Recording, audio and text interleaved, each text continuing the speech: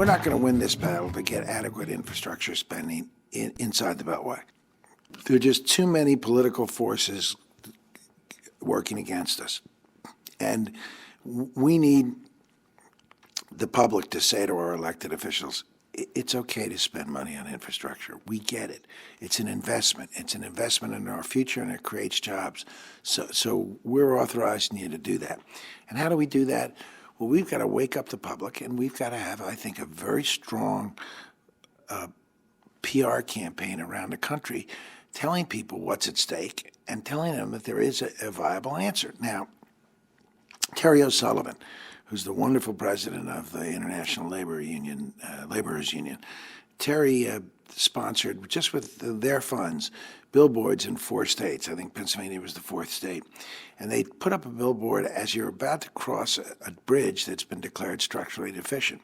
And the billboard says, bridge you're about to cross is structurally deficient. Contact Congressman Smith, and gives Congressman Smith's number. Well, that's good. It's a little scary, but it catches the attention of people. What Terry told us at a conference that Building America's Future held, Terry told us he wanted to put up a second billboard on the other side of the bridge saying, glad you made it. If he had done that, it would have created enough buzz, just enough buzz around the country. It would have been like Swiftboat.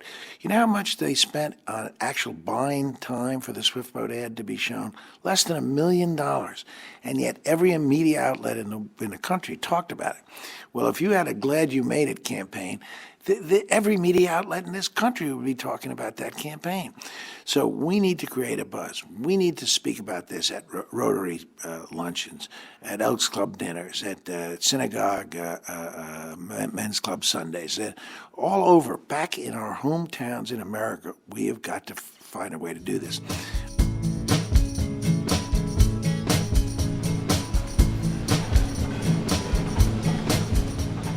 Tomorrow I'm flying through to Oklahoma City to speak to the Oklahoma Trust Dinner, and that's their transportation group. And the reason I'm doing that is one, because I do BAF speaking around the country, but two, because Jim Inhofe, a conservative senator, very conservative, from Oklahoma, still is one of the good proponents for infrastructure.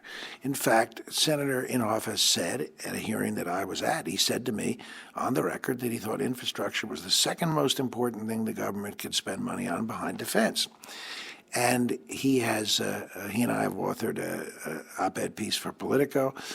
He is a strong advocate. In fact, Barbara Boxer, one of the most liberal members of the Senate, Jim Inhofe, one of the most conservative, together they sponsored an amendment to the original stimulus bill to triple the amount of infrastructure spending. Unfortunately, that would have been a good idea. Unfortunately, the administration beat it back.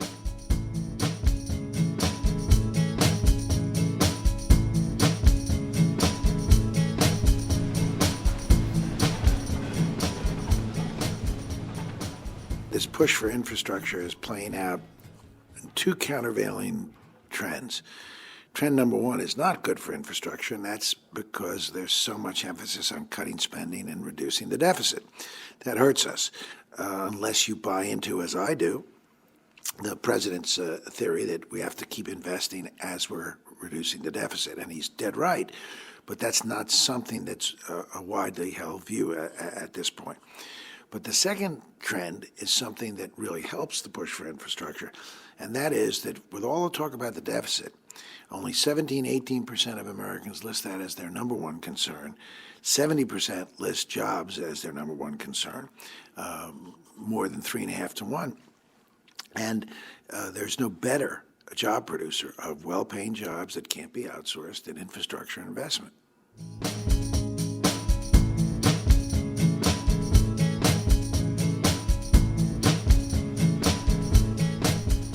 Let's go to nirvana. Nirvana is that the federal government develops for the first time a capital budget. And you'd have to change the Budget Act the way that OMB and CBO score, but let's assume they do. We develop a federal budget. And let's assume we realize we have a $3 trillion infrastructure gap, and that's what it is, particularly if you're going to do high-speed rail. $3 trillion.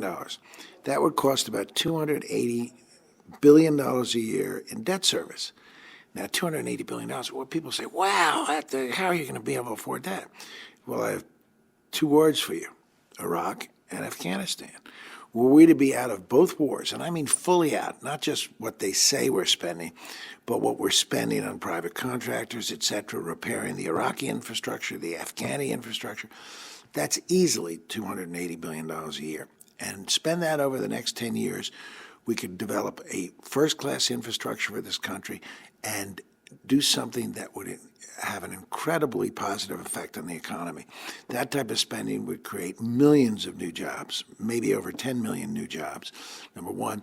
Number two, those jobs are not just on the construction sites, but they're back at the factories. I remember, Steve, when we did stimulus, we tracked stimulus in Pennsylvania. And the first year of stimulus, 2009, was actually 10 months.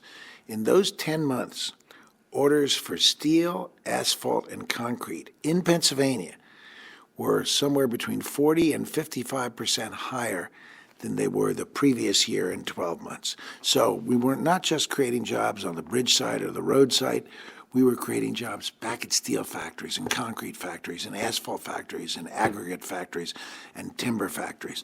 And that's the key. And these are great, well-paying jobs that pay $50, $60, $70, $75, $80,000, and they can't be outsourced. So there is an answer to this. It's just a question of whether we as a country have the will to go ahead and do this.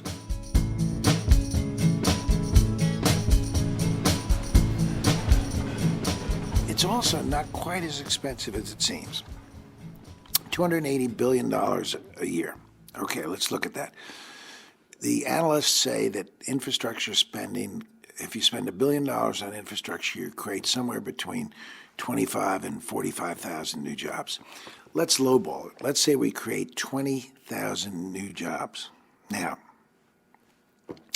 $280 billion times 20,000, that's almost 6 million new jobs from this alone. Now, those 6 million people who were working that weren't working before, let's say they average 55, 60,000, and you're taxing them at 28%.